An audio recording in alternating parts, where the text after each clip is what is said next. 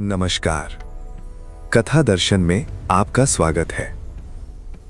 यहाँ हम सुनाते हैं सनातन धर्म की वो अमर कथाएं जो युगों युगों से हमारे ऋषियों ने लिखी हैं। श्रीमद् भगवद गीता अध्याय 2 सांख्य योग। कुरुक्षेत्र का मैदान, जहां एक तरफ महाविनाश की प्रतीक्षा में लाखों योद्धा हथियार ताने खड़े थे, वहीं बीचों बीच खड़े एक रथ पर दुनिया का सर्वश्रेष्ठ धनुर्धर अपने ही आंसुओं से हार रहा था।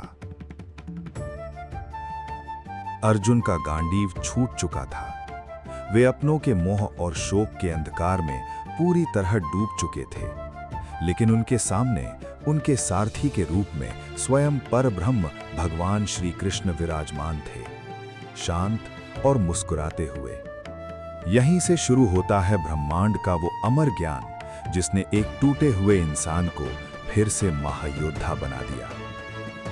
कुरुक्षेत्र के मैदान में मौत नाचने वाली है। दुनिया का सबसे बड़ा योद्धा अर्जुन घुटनों पर बैठा फूट फूट कर रो रहा है, लेकिन रथ पर बैठे भगवान श्री कृष्ण मुस्कुरा रहे हैं। जब कोई अपना दुख में हो तो क्या भगवान हंसते हैं? नहीं, श्री कृष्ण इसलिए मुस्कुराए क्योंकि वो जानते थे कि अर्जुन का ये दुख सच्चा नहीं है, ये केवल उसका मोह है।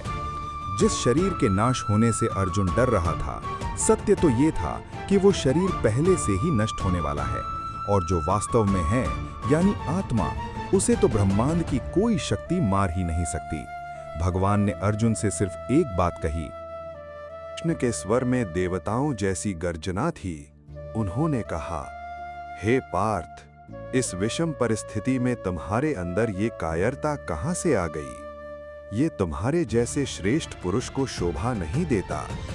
हृदय की इस तुच्छ दुर्बलता को त्यागो और युद्ध के लिए खड़े हो जाओ। भगवान ने ज्ञान का सबसे बड़ा रहस्य खोला। उन्होंने कहा, हे अर्जुन, तुम उनके लिए शोक कर रहे हो जो शोक करने के योग्य नहीं है। ये जो आत्मा है, इसे न तो शस्त्र काट सकते हैं, न आग इसे जला सकती है, न जल इसे गला सकता है, और न हवा इसे सुखा सकती है। जैसे मनुष्य अपने पुराने और फटे हुए कपड़ों को त्याग कर नए कपड़े धारण करता है, ठीक उसी प्रकार ये आत्मा पुराने और व्यर्थ हो चुके शरीर को छोड़कर नए भौतिक शरीर को धारण करती है। जन्मने वाले की मृत्यु निश्चित है और मरने वाले का जन्म। फिर जो बात अटल है, उस पर तुम क्यों रोते हो? आत्मा का सत्य समझाने के बाद भगवान ने अर्जुन को उसके कर्म का मार्ग दिखाया। कर्मण्येवाधिकारस्ते मा फलेषु कदाचन। अर्थात, हे अर्जुन, तुम्हारा अधिकार केवल अपना कर्म करने में है, उसके फल पर कभी नहीं। हार या जीत, सुख या दुख, लाभ या हानि, इन सब को समान समझकर बस अपना क्षत्रिय धर्म निभाओ। जब तुम फल की इच्छा छोड़कर कर्म करोगे, तब तुम्हें पाप नहीं लगेगा। आज की कथा का सार। जीवन में हम अक्सर चीजों, रिश्तों और परिणामों से इतना जुड़ जाते हैं कि उनके टूटने का डर हमें कमजोर कर देता है। भगवान श्री कृष्ण हमें सिखाते हैं कि संसार में केवल परिवर्तन ही सत्य है।